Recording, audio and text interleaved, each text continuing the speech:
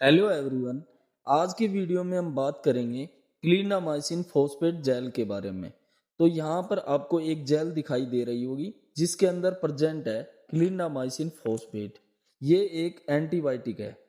क्या है? एंटीबायोटिक है जो बैक्टीरिया के ग्रोथ को क्या करती है, इनहिबिट करके, यानी कि बैक्टीरिया को स्टॉप करके अपना एक्शन शो करती है। अब इसके यूज की बात करते हैं, कहाँ पर क्लिंडामाइसिन जेल का यूज करते हैं। तो इसका यूज किया जाता है एक्ने को ट्रीट करने के लिए।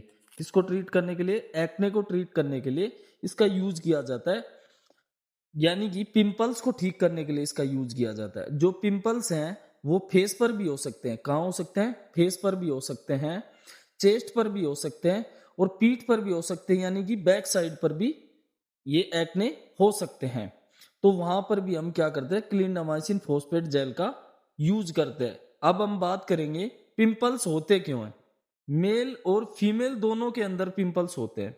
अब मेल के अंदर क्या होता है, अगर मेल्स के अंदर एंड्रोजन लेवल ज्यादा हो जाए, क्या हो जाए, एंड्रोजन लेवल ज्यादा हो जाए, तो नॉर्मल से, किससे? नॉर्मल से जो एंड्रोजन लेवल ज्यादा हो जाए तो हमारी जो इम्यूनिटी है वो कम हो जाएगी। अगर इम्यूनिटी कम हो जाएगी तो जो हमारे फेस पर जो बैक्टीरिया प्रेजेंट है, जो कि पायोजेनिक इन नेचर होते हैं, यानी कि पस फॉर्मिंग बैक्टीरिया होते हैं, तो उनको किस नाम से जानते हैं? स्टेप्टोकोकस के नाम से। स्टेप्टोकोकस के नाम से जानते हैं। वो पिंपल्स क्रिएट कर देंगे।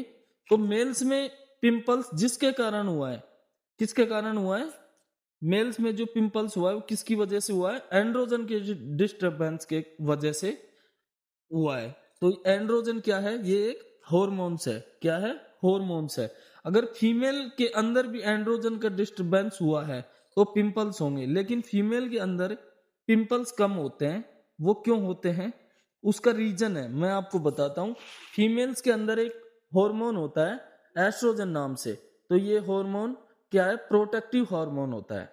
फीमेल्स को कितने 45 से 50% तक प्रोटेक्ट करता है, इसलिए फीमेल्स को कम पिंपल्स होते हैं। और मेल्स के अंदर कोई भी प्रोटेक्टिव हार्मोन नहीं होता है। जब भी एंड्रोजन का इनबैलेंस होता है पिंपल्स निकल आता है। जब भी एंड्रोजन का लेवल डिस्टर्ब हुआ तो इम्यूनिटी कम हो जाती है। इम्यूनिटी कम होने की वजह से पिंपल्स हो जाते हैं। अब हम बात करेंगे क्लिंडामाइसिन, जो क्लिंडामाइसिन फॉस्फेट जेल है उसके जो कॉमन साइड इफेक्ट हैं उनके बारे में, कि जो क्लिंडामाइसिन फॉस्फेट जेल है उसको लगाने के बाद क्या क्या कॉमन साइड इफेक्ट हो सकते हैं। अगर आपको पिंपल्स हुआ है, अगर आपको पिंपल्स हुआ है और आपने क्लिंडामाइसिन फॉस्फेट जेल को अप्लाई किया है, तो अगर आपको बर्निंग इरिटेशन हो रही हो, क्या हो रही हो? बर्निंग इरिटेशन हो रही हो, यानी कि थोड़ी जलन महसूस हो रही हो, इचिंग हो रही हो, रेडनेस आ रही हो, स्किन रैशेस हो गए हो, अगर अप्लाई करने के बाद इनमें से, अगर अप्लाई करने के बाद इनमें से कुछ भी हो रहा है, लेकिन अगर हल्का हो रहा है, आपको अगर हल्का हो रहा है और वो अगर थोड़ी देर बाद अपने आप ठीक हो रहा है तो कोई दिक्कत वाली बात नहीं है। अगर वो ठीक नहीं हो रहा है तो आप क्लिंडामाइसिन फॉस्फेट जेल को तुरंत बंद कर दो और अपने डॉक्टर से संपर्क करो। तो आपको लास्ट बात बता देता हूं कि ये जो क्लिंडामाइसिन जो जेल है वो आपको रात को सोते समय लगानी है। पहले अपने हैंड्स को अच्छे से वॉश करना है, फिर फेस को नॉर्मल वाटर से धोना है और कपड़े से पोंछ लेना है। उसके बाद ही आपको ये क्लिंडामाइसिन फॉस्फेट जेल अप्लाई करना है। जो इफेक्टेड एरिया है उसके ऊपर 20 से, जो इफेक्टेड एरिया है उसके ऊपर 20 से 30 सेकंड, 20 से 30 सेकंड रब करना है।